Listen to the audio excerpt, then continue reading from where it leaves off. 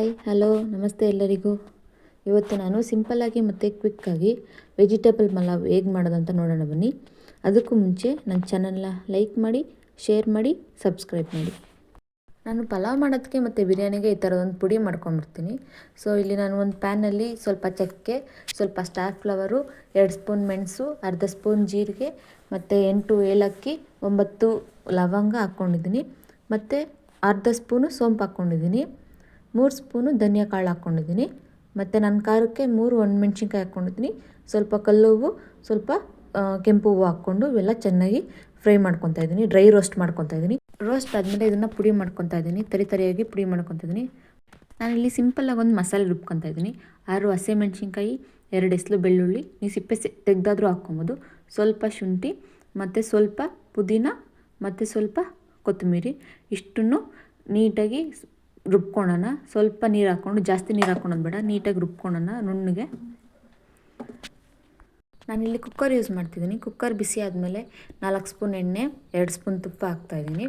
ಇವೆರಡು ಬಿಸಿ ಆದಮೇಲೆ ಸ್ವಲ್ಪ ಸಾಸಿವೆ ಹಾಕ್ತಿದ್ದೀನಿ. ಸಾಸಿವೆ ಚಿಟಪಟ ಆದಮೇಲೆ ಪಲಾವ್ ಸಾಮಾನು ಹಾಕ್ಕೊತಿದ್ದೀನಿ. 2 ಲವಂಗ, 2 ಏಲಕ್ಕಿ, 2 ಚಕ್ಕೆ, ಸ್ವಲ್ಪ ಸೋಂಪು ಮತ್ತು 2 ಪಲಾವ್ ಎಲೆ ಹಾಕ್ಕೊಂಡು ಫ್ರೈ ಮಾಡಿಕೊಂಡು, ಒಂದು ಮೀಡಿಯಮ್ ಸೈಜ್ ಈರುಳ್ಳಿನ ಸಣ್ಣದಾಗಿ ಕಟ್ ಮಾಡಿಕೊಂಡು ಫ್ರೈ ಮಾಡ್ಕೊತಾ ಇದ್ದೀನಿ.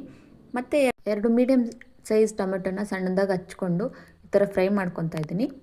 ಫ್ರೈ ಮಾಡ್ಕೊಂಡಿದ್ದಾದಮೇಲೆ ನಾವು ರುಬ್ಕೊಂಡಿದ್ವಲ್ಲ ಮಸಾಲೆನ ಹಾಕ್ಕೊಂಡು ಚೆನ್ನಾಗಿ ಫ್ರೈ ಮಾಡ್ಕೊಬೇಕು. ಹಸಿ ವಾಸನೆ ಹೋಗೋ ತನಕ ಚೆನ್ನಾಗಿ ಫ್ರೈ ಮಾಡ್ಕೊಬೇಕು.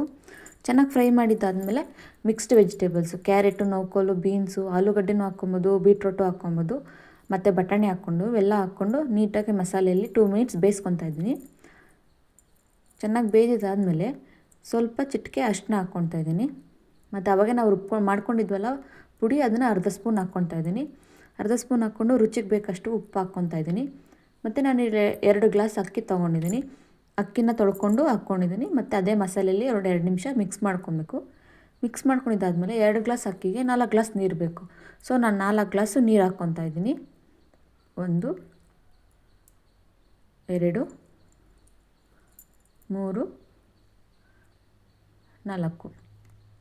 ನೀಟಾಗಿ ಮಿಕ್ಸ್ ಮಾಡಿಕೊಂಡು ಒಂದು ಕುದಿ ಬರೋ ತನಕ ಕುದಿಸ್ಕೊಬೇಕು. ನೋಡಿ ಈ ಥರ ಕುದಿ ಬಂದಮೇಲೆ ಇಲ್ಲಿ ಉಪ್ಪು ಮತ್ತು ಖಾರ ಕರೆಕ್ಟಾಗಿದೆಯಾ ಅಂತ ಇಲ್ಲಿ ಚೆಕ್ ಮಾಡಿಕೊಂಡು ನಾನು ಒಂದು ವಿಜಿಲ್ ಹಾಕ್ಸ್ಕೊತಾ ಇದ್ದೀನಿ. ವಿಜಿಲ್ ಆದಮೇಲೆ ಕುಕ್ಕರ್ ತಣ್ಣಕ್ಕಾದ್ಮೇಲೆ ಬಿಡಬೇಕು. ನೋಡಿ ತಣ್ಣಕ್ಕಾದ್ಮೇಲೆ ತೆಗಿತಾ ಇದ್ದೀನಿ.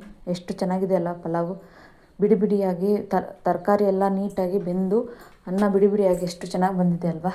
ಒಂದು ಸತಿ ಸರ್ವ್ ಮಾಡ್ತಾಯಿದ್ದೀನಿ ನೋಡಿ. ಸರ್ವ್ ಮಾಡ್ಕೊಂಡು ತಿಂತಿದ್ರೆ ಸೂಪರಾಗಿರುತ್ತೆ ಅಲ್ವಾ.